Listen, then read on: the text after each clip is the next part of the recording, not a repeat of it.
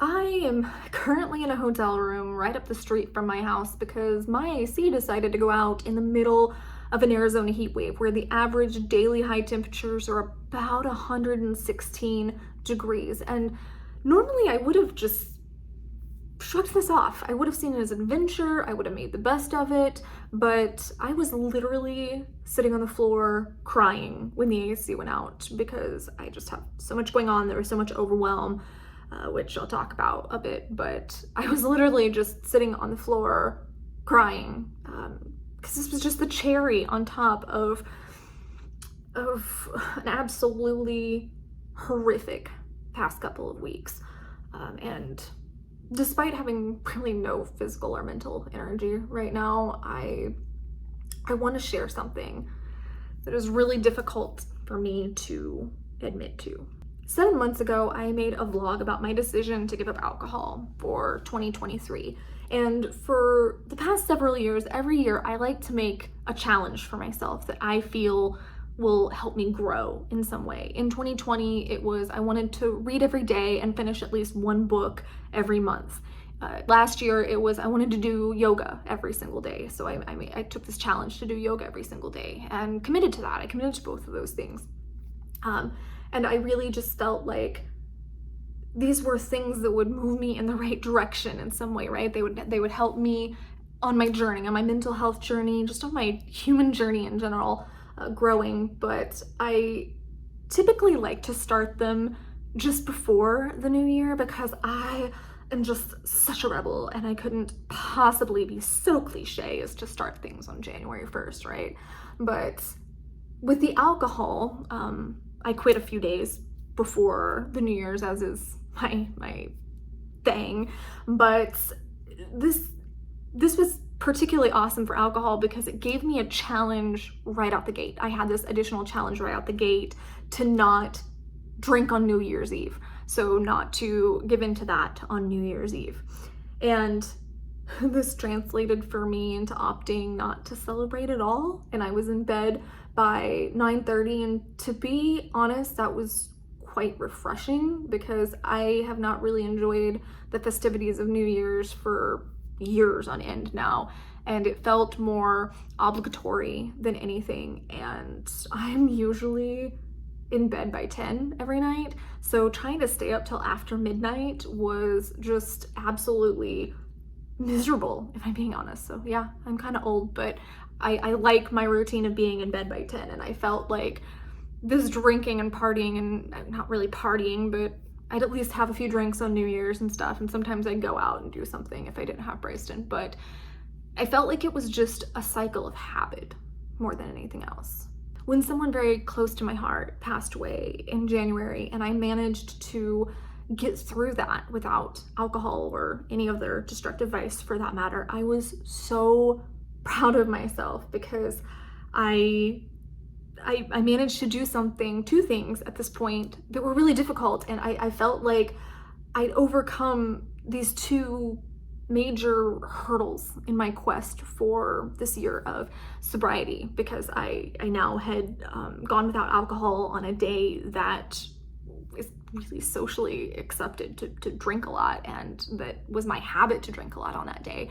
And I'd also gotten through a really big loss. You know, I dealt with this grief on my own. So handling something really emotionally difficult and really allowing that to settle in and process as opposed to trying to numb it with alcohol, I was honestly so proud of myself. And April rolled around. My birthday is April 1st. April rolled around and I didn't drink even on my April 1st birthday. So I felt honestly unstoppable. By mid-April, I felt like I was standing in front of a firing squad, just being pelted with bullet after bullet after bullet. And I'm not going to go into much detail right now, but it was crippling traumatic events, enormous financial hits, like being audited by the IRS for who freaking even knows what at this point, to physical health issues, to loss of close friendships. I mean,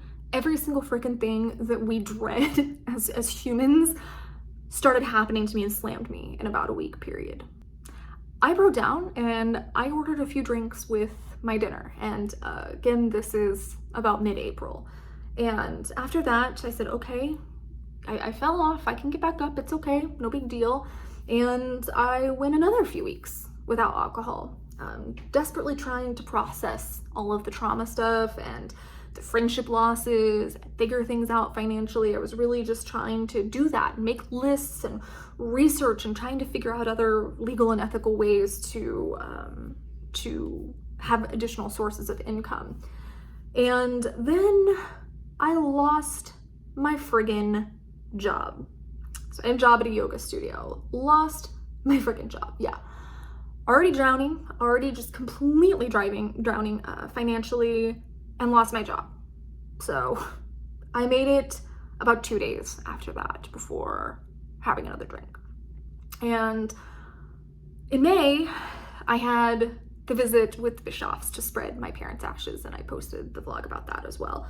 But you know, this trip wasn't planned when I made my resolution, when I made that goal to not drink in 2023. And if I'm being totally honest, I probably would have had a drink with Eric in my dad's honor either way. But yeah, after spreading the ashes, I bought us all a round of drinks in my dad's memory. And I don't regret that one, actually. And then I had a few more during the trip because I kind of got in that mindset of, well, I already had one, we can just have a few more. So I had a few more during the trip. And I came back after that and I thought to myself, okay, you know what?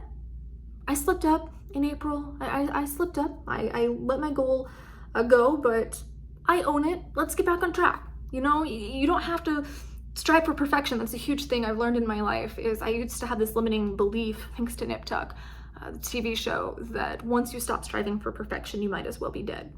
And I realized, okay, this is an opportunity for me to be able to fight that idea of perfection. So even though I wouldn't get the whole year, I thought, you know what, I can just get back on track because that mindset of, well, I slipped up, I might as well just keep going, is a super slippery slope to fall down. Very dangerous. So I didn't drink from the end of May until a little over a week ago, when stuff started happening that made the April drama I was just talking about feel like a dream life in comparison. And I've been drinking wine every evening since. And it's not like I'm drinking a bottle, it's not like I'm binge drinking, but I've been having a glass of wine in the evening ever since.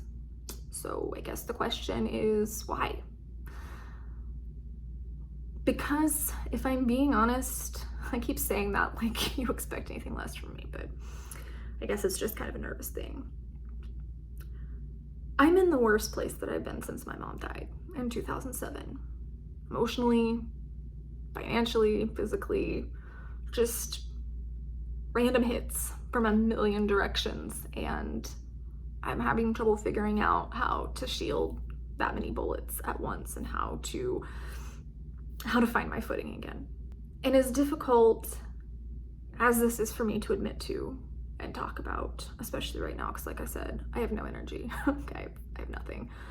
And I'm sharing this for one reason. Even though it's really difficult, like I said, I have zero energy physically or emotionally. I'm sharing this for one reason, and that's to show that everyone falls. No matter how much progress we make, we're not immune to life, and I'm fucking broken right now. Confused, crippled, overwhelmed, angry, depressed. I've come so far. I've healed so much.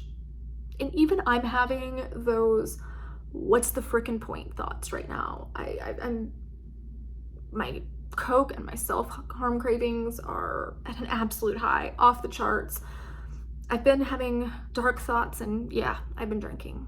And I try to justify it in my head, well, I'm not binge drinking, I'm just drinking that glass of wine every night. And you know what? I'm not going to beat myself up over it, but it is disappointing because I'm usually a person that really can stick to goals even when I'm in a dark place. As long as there's a path to get to it, I can usually stick with it. And I've been really having these mental gymnastics about it. And honestly, I feel like my only win right now, we talk a lot about wins in the communities, and I feel like my only win right now is avoiding those vices and staying alive. And you know what? I'm just gonna give myself snaps for that because I honestly don't know how I've done it. I don't know how I've really been able to do that, but several days I've laid in bed and I've cried because the thought of getting up and taking a shower sounds like a Herculean task. It just feels like the equivalent of running a 10K, and it's just been so heavy and so much. But you know what? I forced myself to get out of bed and put on actual clothes, and I forced myself to just pull my lip gloss out and put some lip gloss on this morning. And I forced myself to get in some kind of physical activity, even though it's just been, you know, walking around in the evening or doing some gentle yoga. I forced myself to journal each day a little bit, even if it's just a paragraph or something. And I forced myself to do a mindfulness activity, just lay there and listen to some kind of guided meditation or something for 10-15 minutes. I posted my goal list over on Instagram because I started doing journaling stuff and sharing over there. And I posted those goals, those daily goals over there. But my brain has been fighting it 99.9% of the time. I grumble. I think about how freaking pointless it is. And even right now I'm going, this video is so pointless. Doing this is so pointless. Like, everything's so pointless. I'm just in this freaking funk and this mindset where everything just feels pointless. But you know what? I'm filming this anyway. If nobody watches it or they complain about the audio or the video or something I say or they hate it, you know what? It's a vlog, it's a journal. I got it out. Hopefully it resonates with someone, it helps someone. But you know what? The only tiny aha moments that I've had, you know, those moments of clarity or ideas, have come during those activities, during the journaling, during the meditation, during the walking. The little tiny aha moments that I've had that have given me some kind of insight on how the hell I'm gonna deal with any of this have come during those activities. And you know what else? Despite things being at the same intensity as when my mom passed all those years ago, I've kept myself safe. I mean, even though I started drinking again, yeah, I haven't gotten blackout drunk, I haven't gotten wasted, I haven't used coke, I haven't self-harmed, I haven't attempted suicide, I haven't done any of those things. And I attribute that in great part to now having more skills, to now having more things to turn to that can help, or knowing, Amanda, you have to do something, and that something doesn't need to be something grandiose because I have to give myself time and grace to heal and to process. But just sitting and not taking action and feeling sorry for myself, I know now that that is only going to make it worse. And even though I'm not perfect right now, I can say, you know, I haven't done those things, and I'm looking for solutions, because I have to believe that the solutions are there, even though I don't see them right now. I'm looking for solutions and not making excuses. Believe me, I have plenty of excuses I could be throwing, and my brain tries all the time. But bottom line is, I'm having grace for myself. I'm having grace for myself that I'm not perfect, that I slipped, that I'm really struggling right now, that I don't know how I'm gonna do this, I don't know how to deal with any of this. I'm having grace for myself, and I wish that I could give some grandiose, helpful advice on how to deal if you're struggling with addiction, or even just the non-addictive destructive vices. You might not be addicted to it, but just turning to these destructive vices. I wish I could give some advice about that, but I really have nothing to give, honestly. I'm empty, I'm depleted, and I have nothing to give. And the only thing I can really say is what I had just said. Force yourself to do something good, even if it feels fake, even if it feels pointless. Force yourself to do something that is good for your healing, even if it doesn't feel like it's healing you in the moment. And have grace for yourself, because none of us are perfect. If you can't quit right now, at least try to curb it. I'm at least trying to curb it and saying, okay, I want all the wine, all of it. I just want all of it. But I'm curbing it and saying, okay, you are not having more than 2 glasses absolute max, and I've been trying to keep to a glass. So curb it, and know that even if you're not ready right this second, every moment's a new beginning. And when you are ready, you get a second or a third or a fourth or a millionth chance. You get another chance at this, because slipping up, falling doesn't equate failing. And when I'm ready, I will really reevaluate and try again, because I don't have to wait for some arbitrary date. I don't have to wait for New Year's again. I can try again when I'm ready. With that being said, right now, as far as the channel goes, my posting schedule might be a little inconsistent. I don't know. I just don't know right now.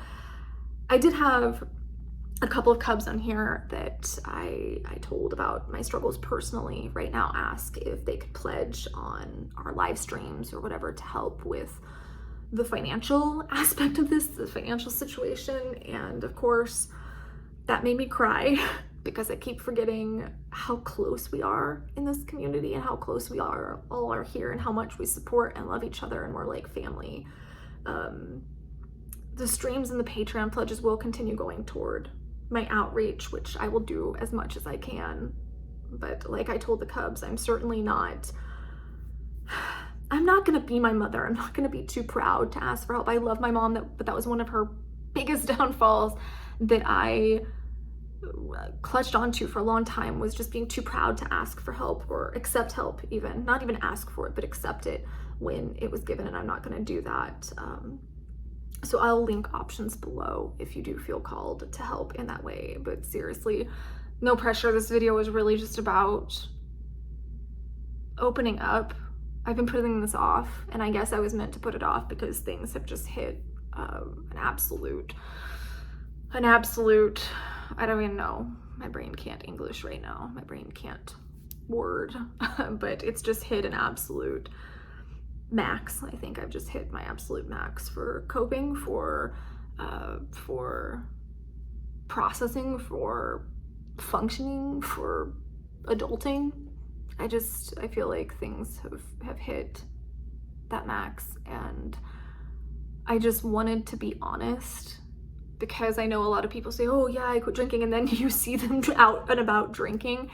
And I didn't want to hide that, because I thought that this was a very big step. And a lot of people will look at me and say, well, you're different than me. You have all of this privilege. And sure, I guess I probably have some privileges that people don't have, even though I really despise that word. I feel like it's been hijacked in today's society. But I acknowledge that I have certain things, but I'm not well off because of the channel or because of the things I do. As a matter of fact, I am in just absolute financial ruin, and I'm not perfect. I don't always have the answers, even for my own mental health. I don't always have the answers, and right now I'm just admitting to that. I don't know everything. I don't have all the answers, and I fell. I slipped down. I slipped. I don't know what I'm gonna do. I don't know my next steps. I am figuring it out just like the rest of you. So that's pretty much all I have to say today. So hopefully that resonated with someone. Hopefully, if not, I needed to get that out. So thank you for listening and for holding space for me. Like I said, I might be kind of inconsistent with posting, but I'll post as I can, reactions and vlogs and updates and stuff. But I will continue trying to do the streams and stuff at least every other week, so we can check in that way with each other and support each other. But seriously, guys, thank you so much for being here so I can help you, because that helps me, but also for being here when I need help, because that's true community, that's true family, and it means more to me than you could possibly know to have any sense of that again, because since I lost my parents, I kind of lost the sense of that. So having that again means a lot to me, just knowing, you know what, somebody out there cares and I can care for them, and it can be this mutual love. So thank you for love. I send my love, and I'll see you guys soon. Mwah.